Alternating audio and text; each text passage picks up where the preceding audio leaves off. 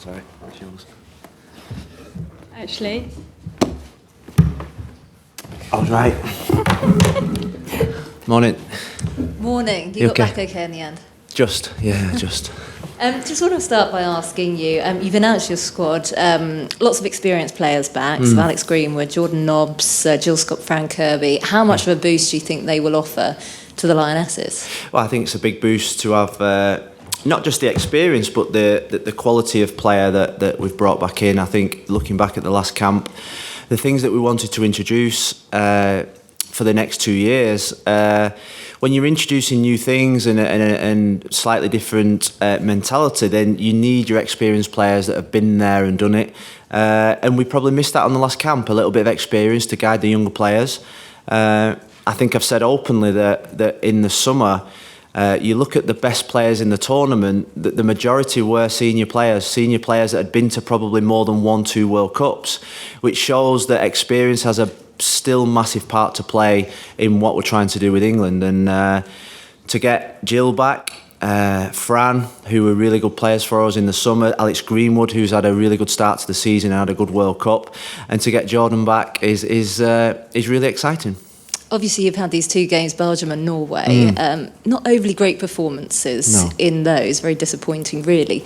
Do you think your side are suffering from a bit of a World Cup hangover?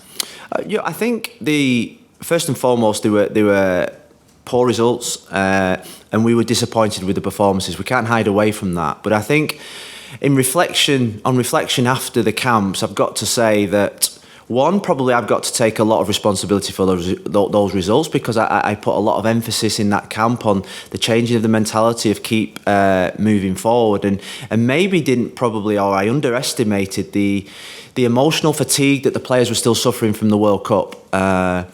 To reach the emotional heights, both emotionally and physically, was incredible in the summer. Playing in stadiums, playing in matches, playing in front of audiences that the players had probably never experienced in their careers, and to probably three and a half weeks later, going into a game in Belgium and Norway where the expectation levels aren't the same. And it's a friendly game. It's the start of the season. It's before the WSL kicks off. You think about the games that were after that international break. The game at the Etihad, the game at Stamford Bridge. There was a game at Bristol.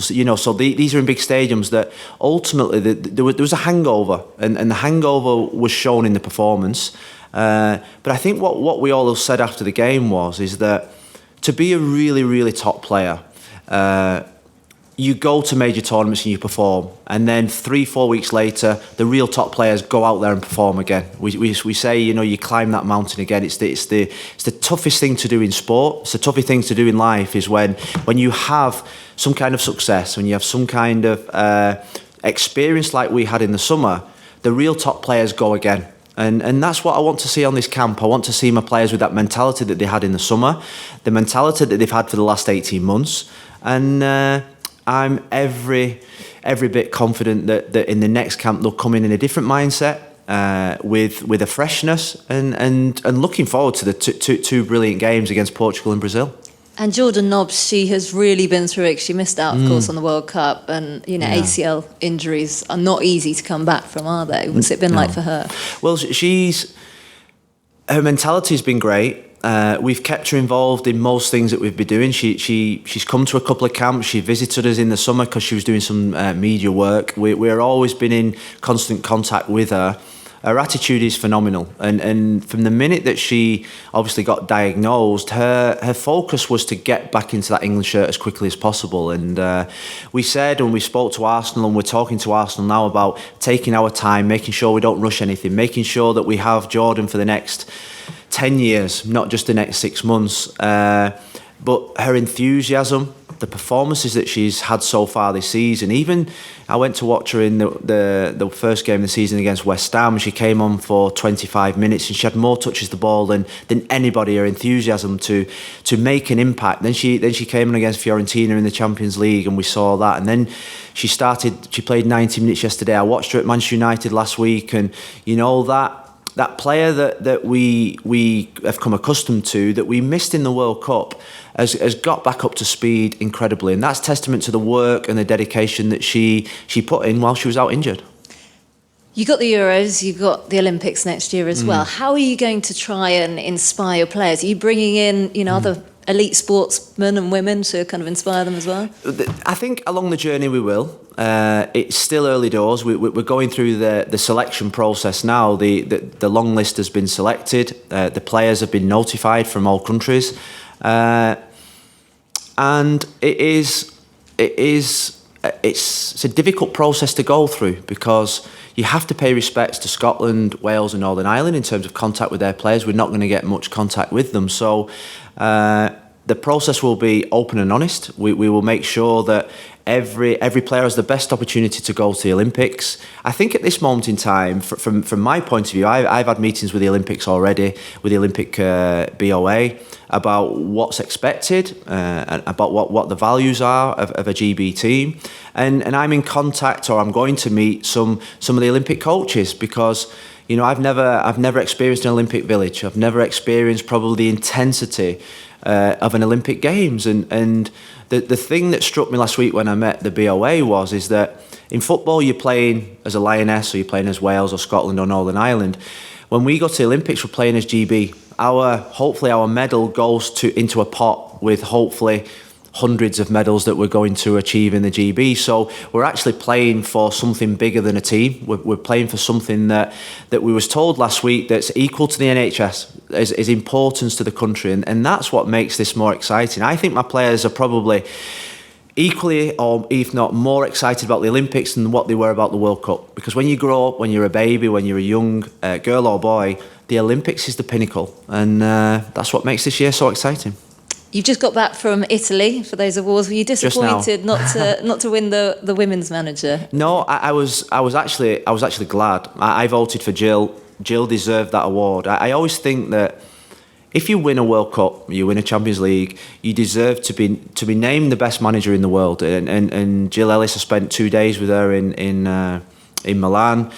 Rightly got the award, and the Dutch coach came second as well, and rightly so, because if you get to a World Cup final, you deserve those accolades. And I think, and I was with Lucy Bronze at the awards last night, and I think we both said that to really achieve what we want to achieve individually and as a team, you've got to get to those big finals. And that last night was a big shining light to where we still want to get to and where we still want to aim for. Was Lucy Bronze deserving to be a winner? I thought so, yeah. But you can see why Megan Rapinoe won it. The performances in the World Cup. The other thing I would say about Lucy is that her performances. This is a year-long period. She's won the Champions League. She's won the French League. She's won the French Cup. She's won She's won everything. She won the European Footballer of the Year. So in terms of a 12-month period and consistency, and bearing in mind the American players don't play for their clubs that often. My feeling is that over a consistent period of time, when you're judging a player to win the best player in the world, 12 months is 365 days. And I think over 365 days, I still believe that our Lucy Bronze was the best player. But you look, I voted for Lucy, Megan Rapinoe second, because the big occasion, she turned up, she helped win her team a World Cup, and you know what, there was 3 great players up last night. You probably, either one of the 3 could have won, but my bias was still towards Lucy. And what did you make of Megan Rapinoe's comments? It is Inclusion Week this week, and she was talking about, calling out homophobia in football, praising Raheem Sterling for the way that he's dealt with the racism issues that he's faced. I think the impressive thing, and it's something that I obviously agree with, is that it shouldn't always be the person that's affected that should come out and fight against racism, homophobia, or any kind of insulting behaviour. It is actually the people around you. It's the people in the streets, it's the people in the stadiums, it's the people in society that have to fight it with you as well. I think at the moment we are gathering a little bit of momentum, but not enough. And it's not just up to the individual that's affected. And I think that's why I was so vocal about the social media stuff.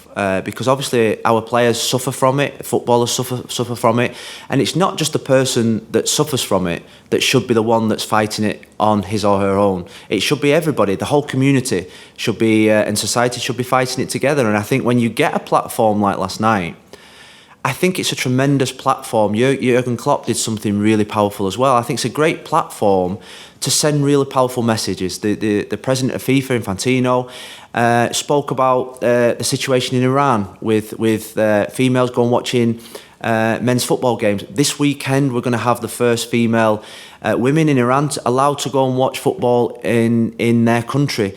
Now, you sit listening to that, you think it's incredible that in a country nowadays that females can't go and watch a game of football.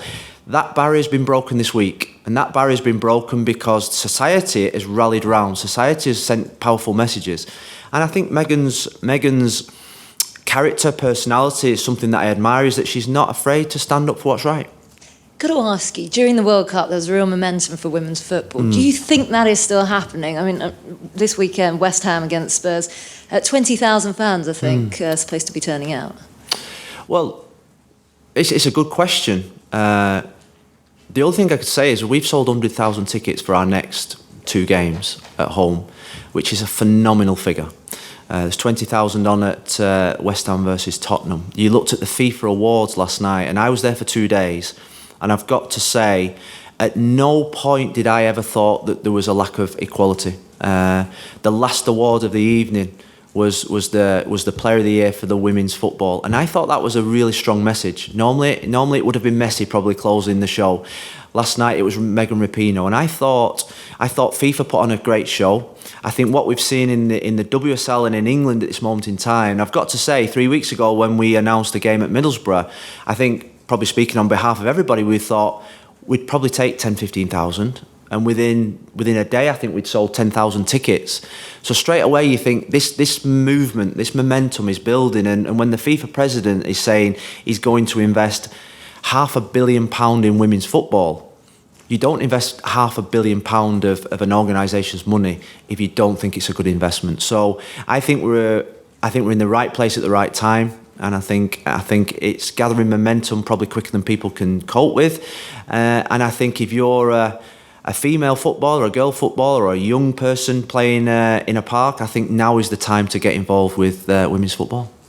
Moving aside slightly to one of your other loves, Manchester United, what did you make of Roy Keane's comments, about the state the club is in at the moment? No, I didn't see them. I was in Milan in a conference all day. Well, he said he was shocked and saddened by the defeat at the weekend. Just wondering what your thoughts are at the current state of Manchester Well, the Man United ladies team, I think they're playing really well. They've had 2 good games. I've watched them both, and they're doing well. Casey's doing a good job. Thank you. Thanks, guys. You've named among the 3 players who are joining for training, Alana Cook, who Yeah. obviously has been playing for the US under-23s. I'm assuming she's eligible for England. Is she something you're looking at enticing over? She is eligible. We've checked that. I've been watching her for 6 months, I've got to say, since she's signed for Paris Saint-Germain. I think we had the similar situation with Chiyu Bagagu, where they have dual nationality, parents born in England. Alana's father was born in England. I've been in contact with her for 6 months, and I think what my philosophy is on players with dual nationality is that I want to see a commitment. I want to see players that are committed to play for England. We've got some fantastic players in our pathway, and I want players to play for England that really want to play for England. I saw that with Chi.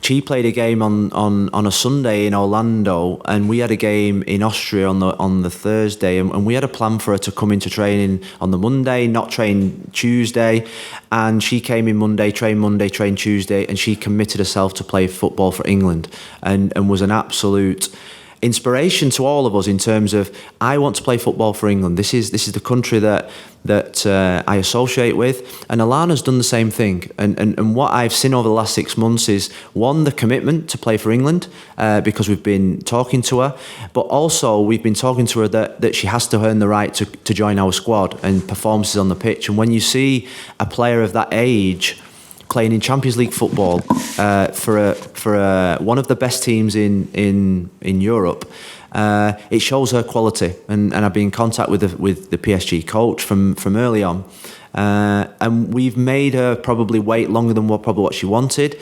But because of the situation where we've got Leah, Abby, Steph, Millie, we've got Grace Fisk, we've got Anna Patton, I had to be convinced that this girl was good enough and that she was committed. And I think over the last 6 months she's shown unbelievable commitment. She's a great person, which always helps to get into the squad, because that's the first criteria I look for.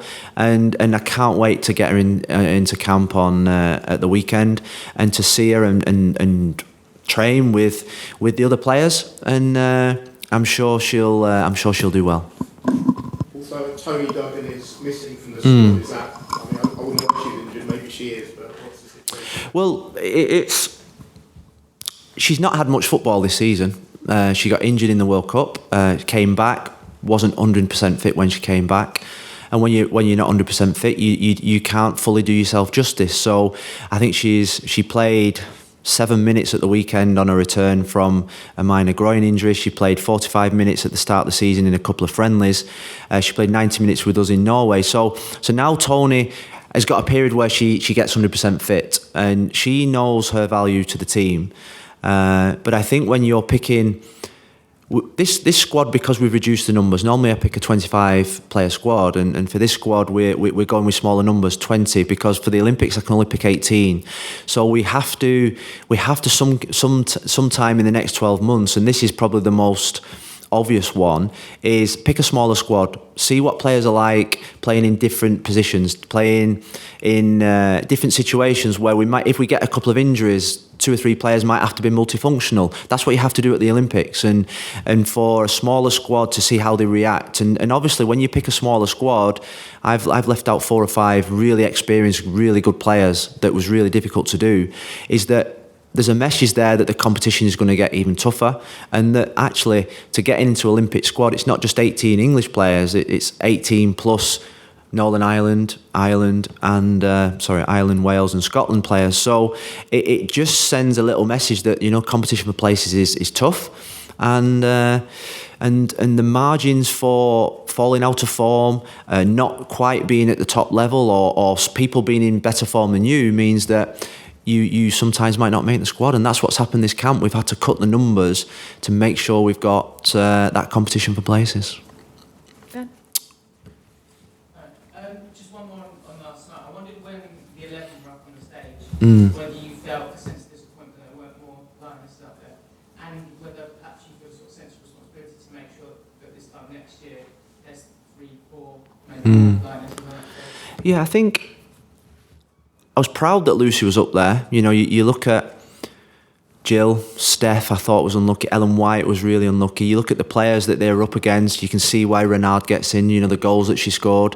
Alex Morgan, obviously, the goals that she scores. I actually thought that Ellen was probably the better centre forward in the World Cup. Take away the goals that Alex scored against Thailand. So yes, we are getting more and more players in that category. I think was Ellen and Steph named in the FIFA Pro 11. I've read that many 11s over the last month that I forget which one's which. So we're getting players up to that world-class level, and then there are players below that in the squad that we're now challenging to get into that level. You think of Jordan Nobbs coming back; she can easily play at that level that we saw last night. I look at Fran Kirby. Now this is a big season for Fran. Can she get to that level where we think she can get to, where she can be a fantastic number 10?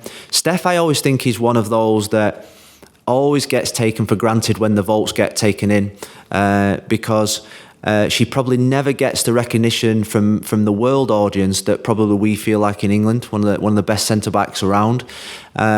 So she'll continue to fight for that, and we've got other players in the squad that this year will be an opportunity that when we get to this award ceremony next year, hopefully we'll have more players in that.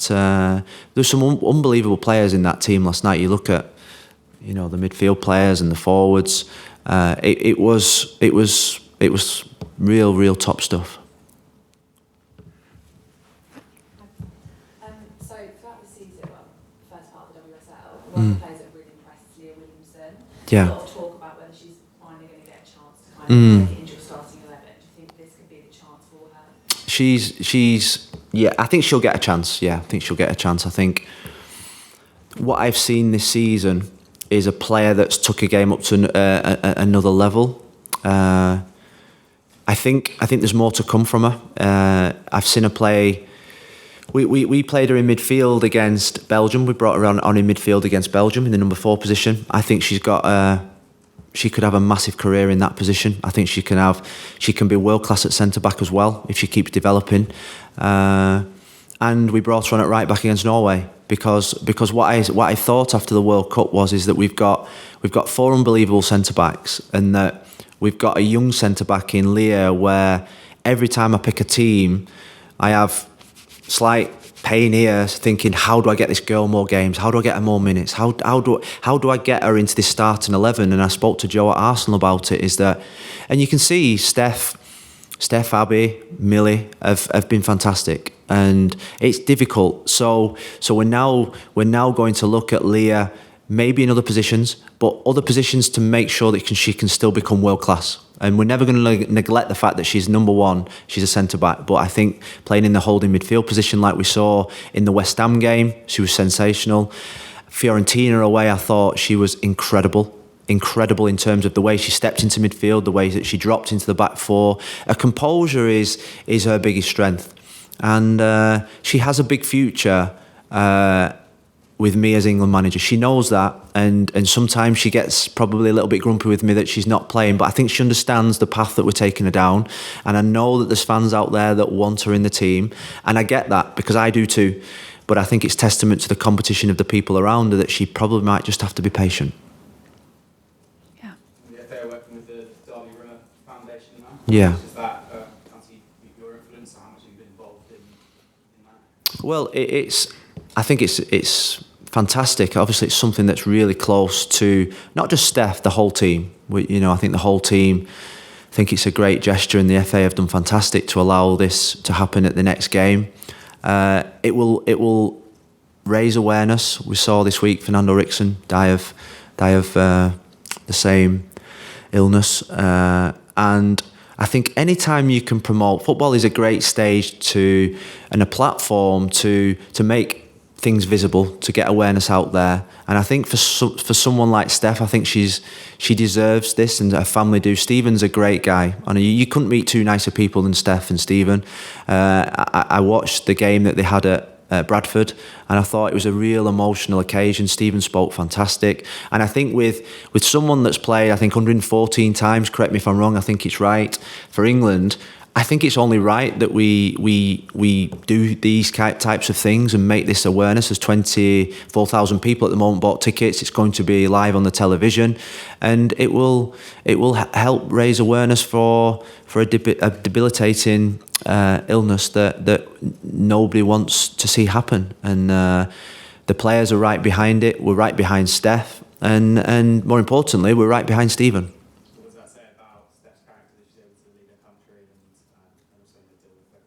Yeah, she incredible strength, mental strength. It's her biggest quality. The last 12 months, I wouldn't wish the last 12 months on anyone. What she's been through, handled it with incredible class. I think that the moment that actually made me more proud was the moment that she missed that penalty. The final whistle went, and probably Wendy will back me up on this. She walked straight off and did an interview with the BBC. She walked straight off and went into the mix zone. And in the mix zone, there was a lot of celebrating. There was a lot of happy Americans, and she held herself incredibly. And I think that showed, more than what she probably achieved on the field, the type of person that she is. And she's popular. She's a great player, and we mustn't forget that. But her mental strength over the last 12 months to have the best season of her career under incredible circumstances. We're proud to have her with us, and I think as a Lioness, as a manager, and as a players, I think the Lionesses will do anything for that girl because she's so special.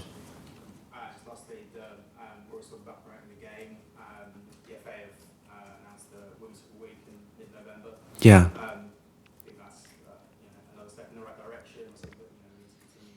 Yeah, I don't think there can be enough of these weekends initiatives. I I actually think at this moment in time, the fans are coming to the games anyway, and the initiatives are just the icing on the cake to get people there. And you know, I keep hearing about how the World Cup inspired the next generation. I actually think it inspired the older generation more than the newer generation. I think we had the younger generation with us. I think the old man I met outside Costa who said, "Can I have a word with you, Phil? And I've never watched women's football before, but do you know what? That was bloody good in the summer." And it's that generation, I think, that I see now going to Boreham Wood, to go into Lee Sports Village. I think we've inspired the generation that we probably thought we couldn't crack. The generation of maybe that older generation that not grown up with women's football, not grown up appreciating the quality. Maybe the quality wasn't there. Now they're seeing it in a light that probably the younger generation have seen it for the last 4 or 5 years. So the generation now that we are tapping into is that older generation. I went to the Etihad for the Manchester derby, and yes, you saw the beautiful young kids walking up with the mums and dads, but you know what? It used to just be the mums coming. Now the dads are coming as well, and the granddads are coming, and I think that's even more special than probably the younger generation coming as well, because I think we had them. It's the older generation now that I think are helping sell Wembley, and I think it's the older generation that are coming to the games, that are putting the extra thousands on the seats, and that for me is the biggest thing that came out of the summer for me personally, because the people that are coming up onto the streets are those, and that are surprising me, are those older generation, and I think it's great. Can we leave it there? Thank you very much.